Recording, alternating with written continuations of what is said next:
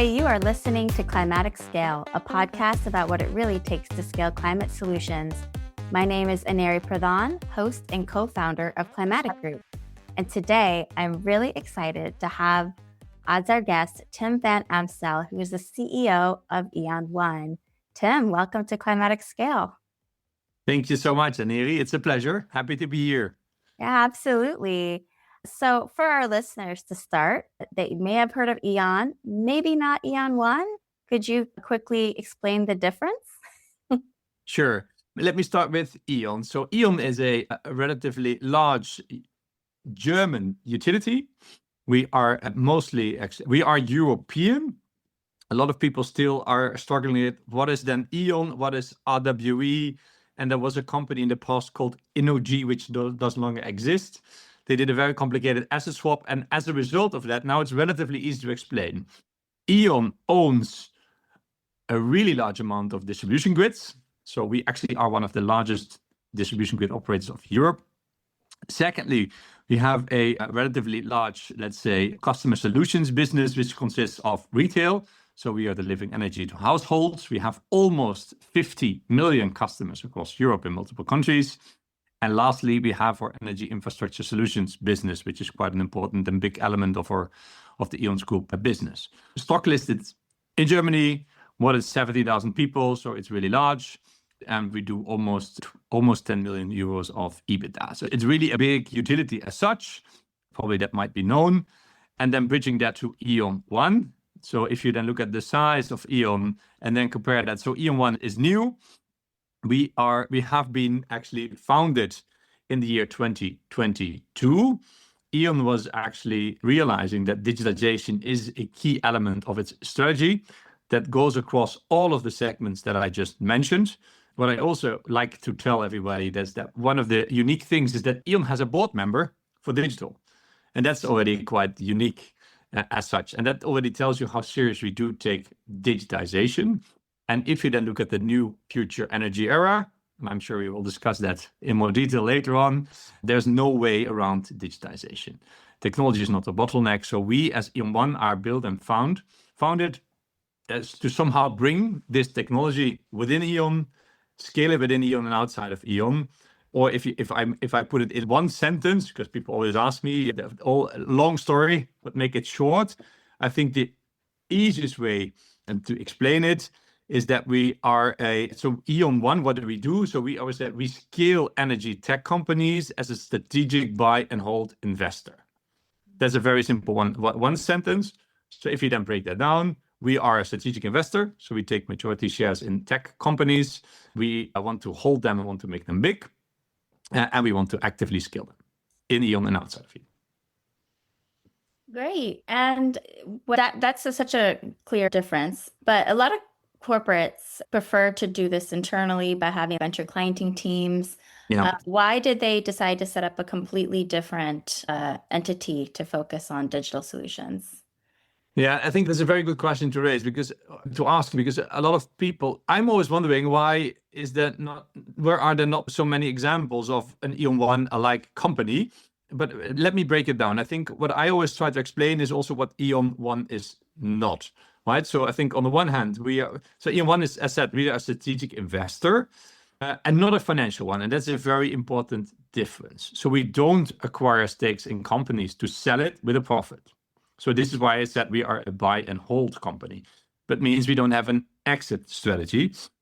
So we are a long-term owner of these things. Secondly, we want to actively scale the company because we are not willing to step out of that, but we really want this technology of the companies that we acquire to add significant value to the core business of E.ON. And secondly, also scale it further externally. And also this last element is a very important one. Since we are focused so much on tech, the best platforms, if you look into the software space, are these software as a service companies. So if they go even outside of E.ON successfully, the platform gets better. They build additional applications on top of the platform, which we as E.ON can also benefit from. So I think these are the biggest differentiators compared to a corporate VC or a private equity firm.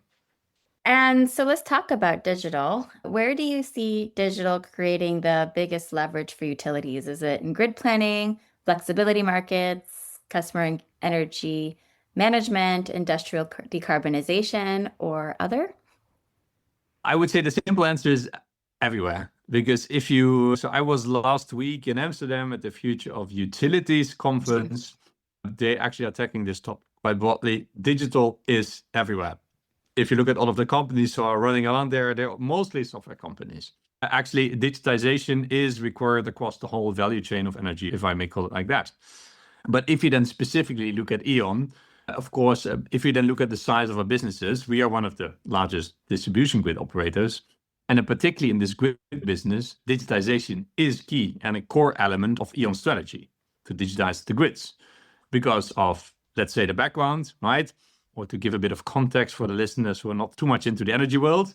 In that sense, the energy landscape is quite simple. On the one hand, you have producers of energy and you have consumers of energy. And in between is a physical grid who needs to transport it all.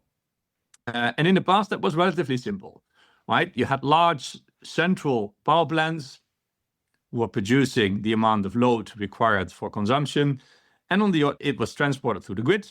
And then you just had the consumers, where you could simply predict when people would use the electricity when, right? So in the mornings, when factories are starting, electricity usage goes up, or when people are waking up and putting their lights on, their oven on, or whatever. And the same holds true at the end of the day, around 6 o'clock, when people get back home and factories are closing. There you see on one end an increase and later on a decline. That was quite predictable in what we call the energy demand curves. That all now has been changing in the recent years. This whole new energy world is different because we have a lot of decentralized production. We have a lot of wind farms. We have a lot of these huge solar farms who are producing electricity only when the wind blows or when the sun shines. So you cannot actually influence when the generation is going and flowing into the grid. On the other hand, the consumers also started to become their own generators with solar and PV on their roof. And on top, they have electrified. People are changing their petrol-fueled car for electric cars. They have heat pumps, so their usage is also increasing, while they're also producing their own. So it's just a bit of a wild mix where the supply is changing to become to more intermittent decentral energy. It goes up and down, left and right, and you cannot directly influence. And the consumers are similar and have complete different patterns and changes. So that requires digitization. And in that sense, in the grid, to make there the link, people tend to forget there still needs to be a physical grid in between, because you cannot just transport electrons through the air. And to continuously match supply and demand, including all of the effects on the grid and transformer stations, you do need digitization. So I think that's how I look into it. And this is why as E.ON is a relatively large grid operator, this digitization is key. It also is super important for the retail business because I myself drive an EV, I have PV on my roof, I do have a heat pump. So if you look at my profile, it was quite sunny on Sunday. I was living a lot back to the grid. If I now look outside, it's quite gray here in the Netherlands. There's no solar production here. So I'm just consuming out of the grid because I'm working from home. So yeah, all of that requires digitization across all different elements. Yeah, I love that you also walk the talk there with your home energy assets. So in conversations about digitization, we also cannot ignore the importance of AI. And especially since you started in 2022, that would have to be central to how you develop your business.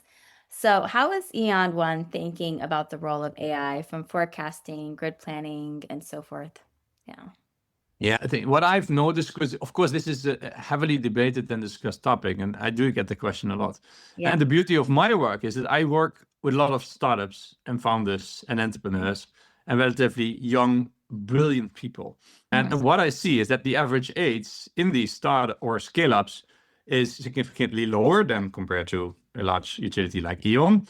And the people are, let's say, born and raised with AI at the universities. So the beauty of it is that actually has been happening already a while in these businesses. And of course, technology-wise, you can be much more efficient and much faster in employing solutions or analyzing scenarios, which for grid business is super relevant, but also simply in doing your actual operational work. So what I do see is that it's literally everywhere in these organizations, a communication team or a marketing team which is an essential part of telling the world what you have built and how great your product is, they have been using it already for years. So you really see there also operationally a huge gain in efficiency and being much quicker in actually delivering, let's say, your operational work for your business. Yeah, no, I think that's a really good testimonial too as to why corporates should be working more closely with startups, because it's more ingrained in their DNA, as you just said, and there's a lot of learnings in creating these feedback loops. Yeah. Yeah, that's a good point. And also, I think I have this one slide, which if I try to explain what is then unique about E.ON One, and actually the slide is showing on the left side corporate E.ON, and on the right side let's say the scale-ups that are part of our portfolio, the portfolio companies.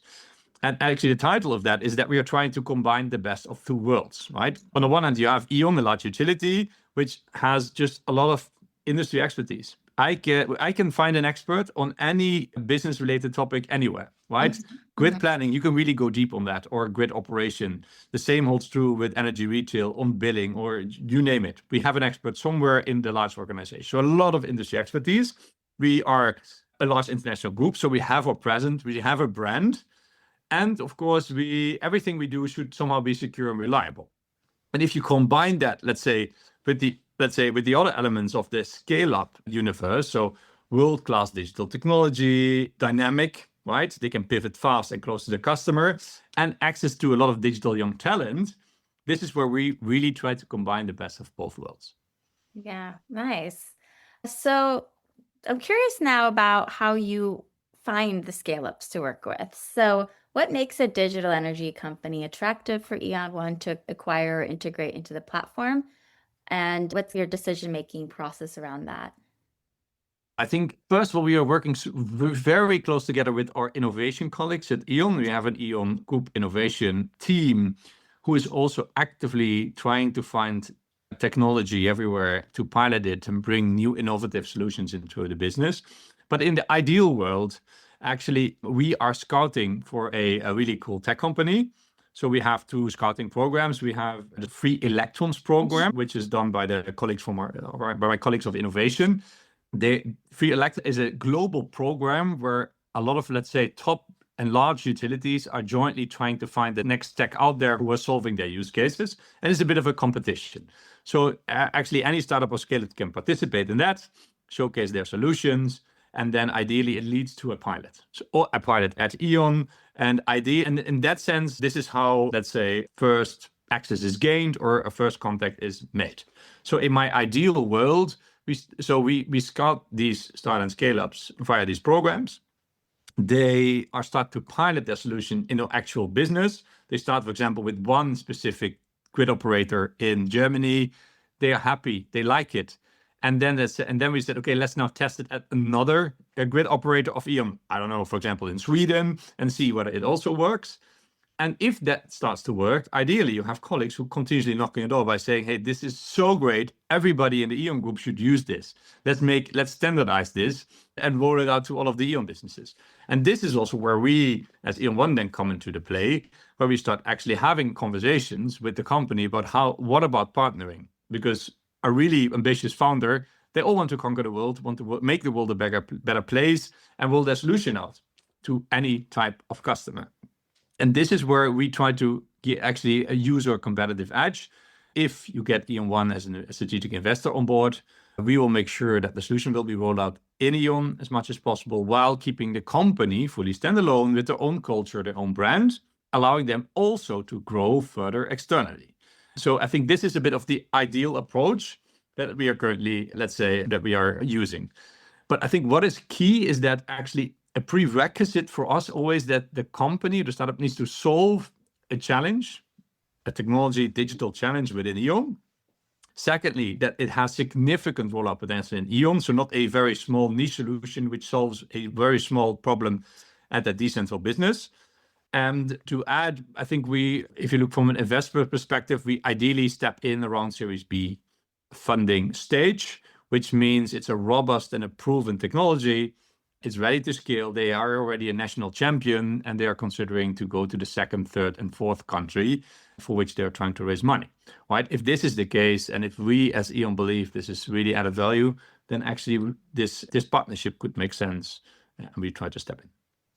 Ah, that's great. And yeah, it sounds like a really interesting approach. So let's dive into your existing portfolio companies. Can you briefly describe Envelio, evailable, gridX, and Lemon Beats products, and how E.ON One's platform supports them?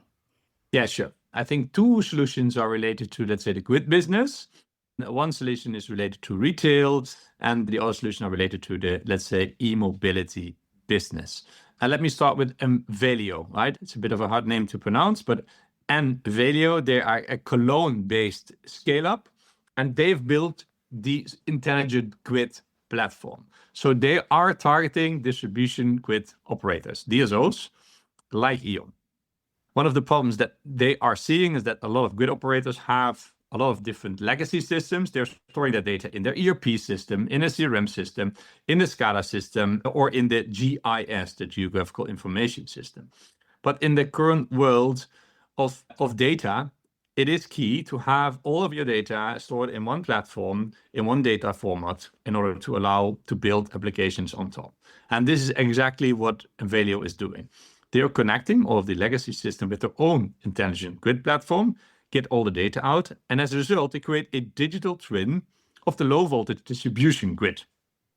And if you ask people, what is a digital twin of the low voltage distribution grid, they think about a 3D visualization, but it's much more than that.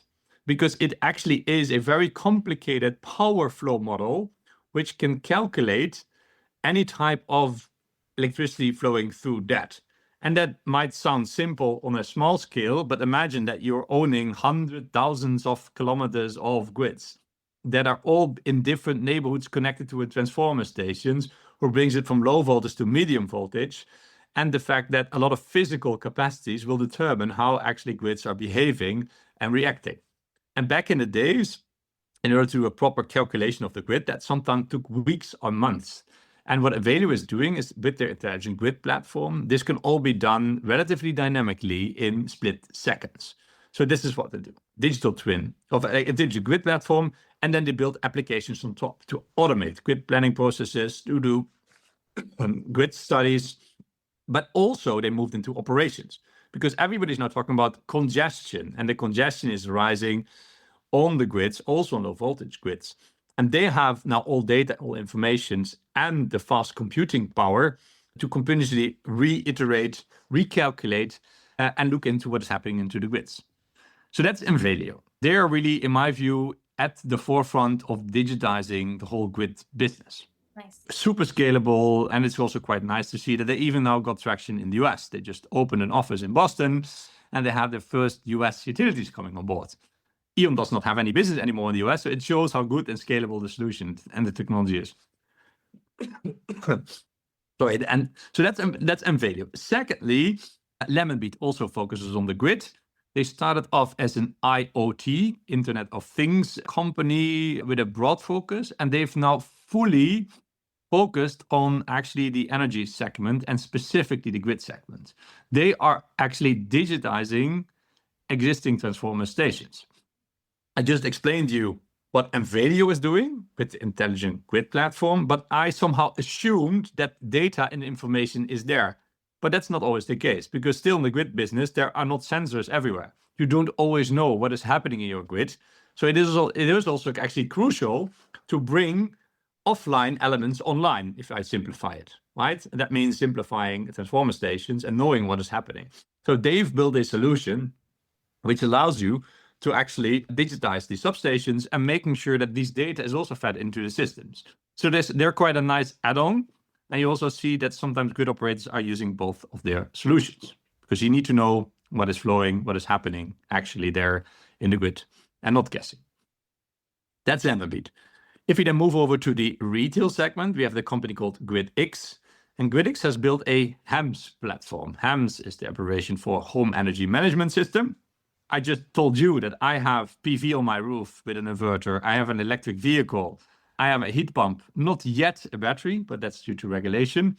If I would have had a battery, I need to somehow optimize my electricity in my household. When the sun is shining and I'm not at home, I want to make sure that this actually electricity is stored in a battery, that I can use it if I come home.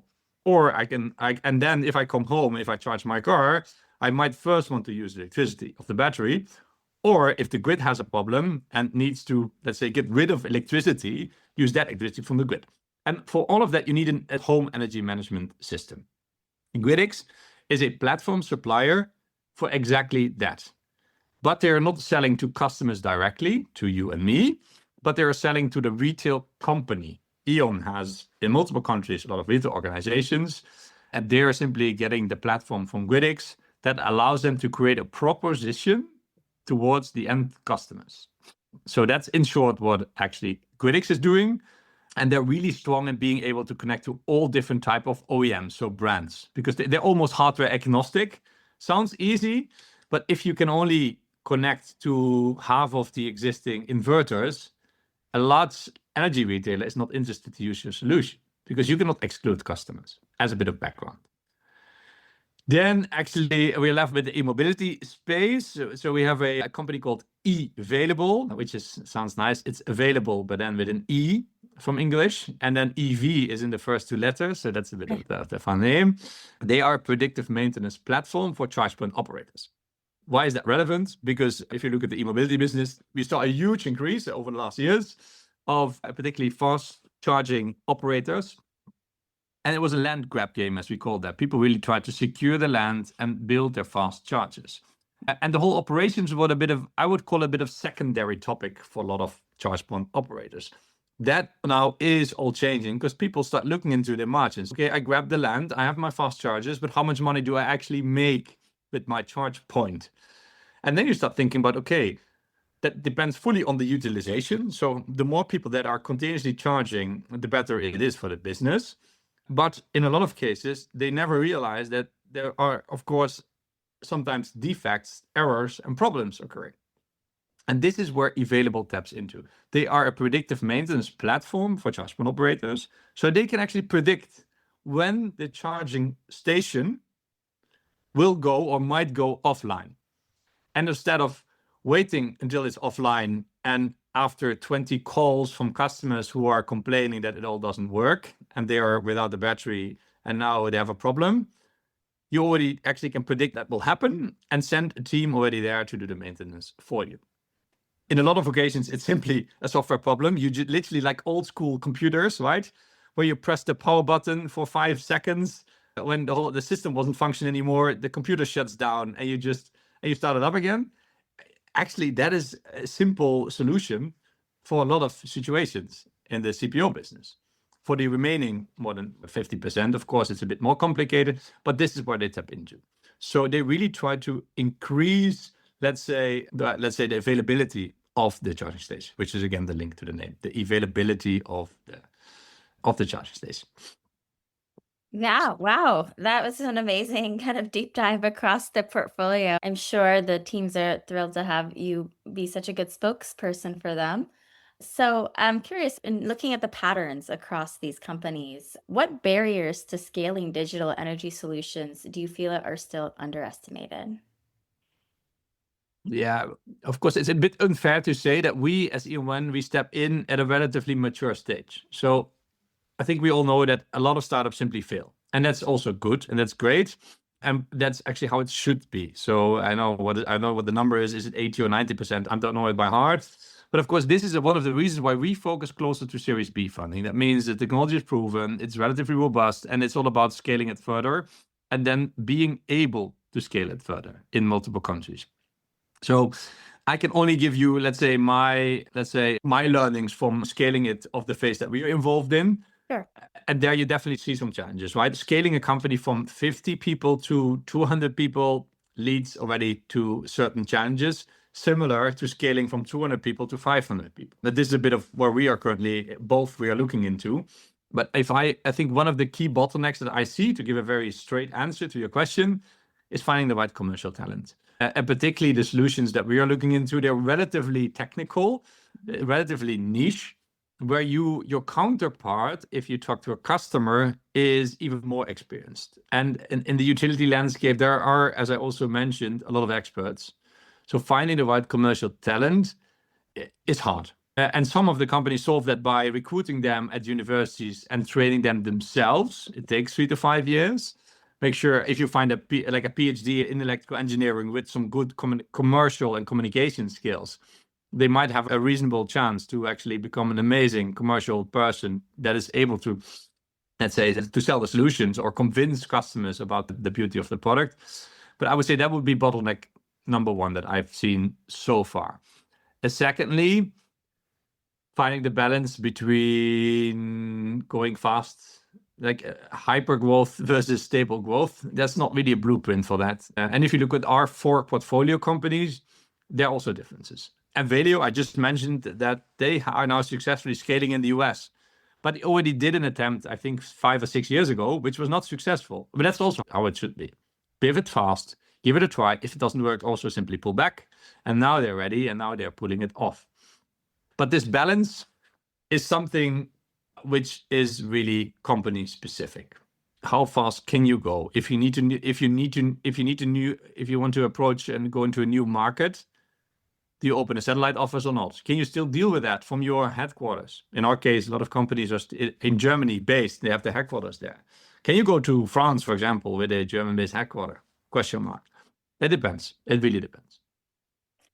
Yeah, no, thanks for sharing those insights. And I also deeply resonate with the commercial talent piece that you described. Yeah. I've seen Okay. that too in coaching so many climate tech, energy tech companies. It's deeply technical, which is fine, but a lot of times the customers that you're selling to may not be sold from a very technical proposal. True. It's usually the business case is what gets them interested, and that story still, I see it's very commonly something that founders struggle in telling. So Yeah, and if I may add, right, you need to also understand the sector, because I told you about our grid solutions, but in the grid you talk about regulated asset base, critical infrastructure. It's all tender based, so the approach that you need to take there needs to somehow fully cope with regulations and how the whole funding structure works from that business.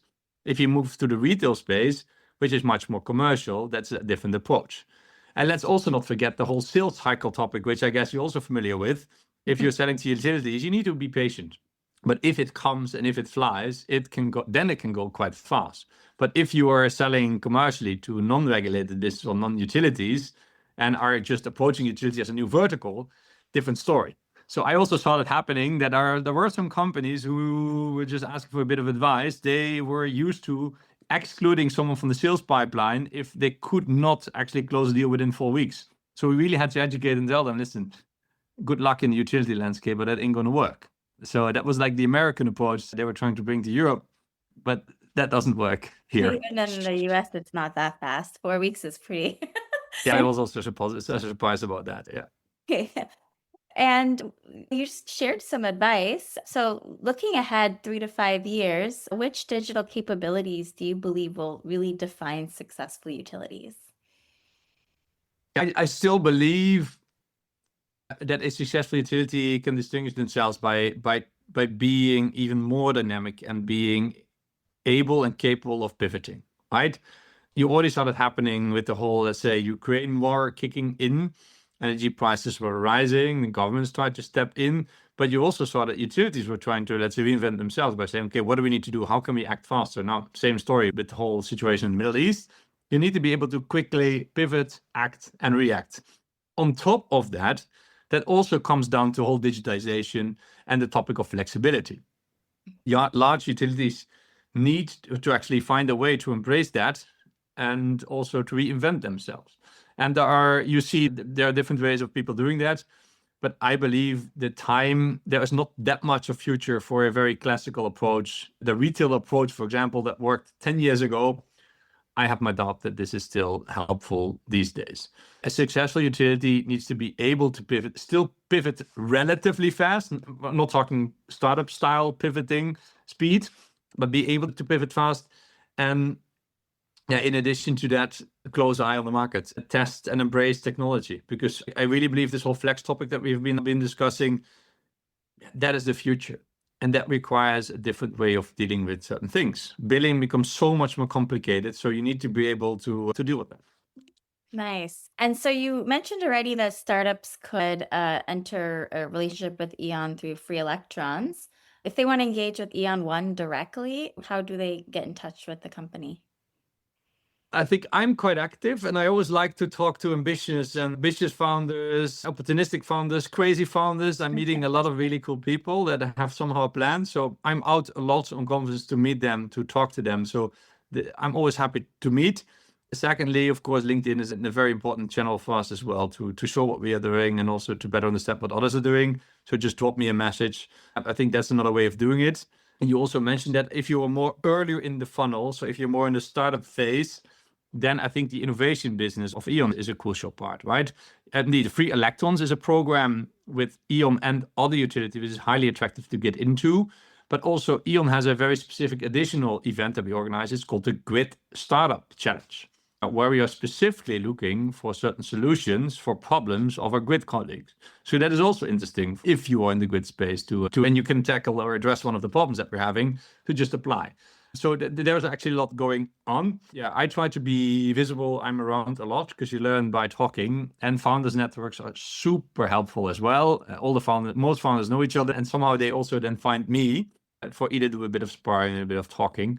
So I think these are some of the areas. And of course, we have an amazing team with great people who continuously scout the market and look into what is happening where. We have outposts as E.ON in the innovation business in Israel, in the US. We're even considering, let's say, Asia now. Yeah, very relevant. Multiple ways to get in contact. Nice. Tim, thank you so much for giving us a practical look into how digital energy solutions actually can scale with the support of a major utility platform. So for those listening, Tim said you can contact him on LinkedIn, and you can also visit one.eon.com to learn more.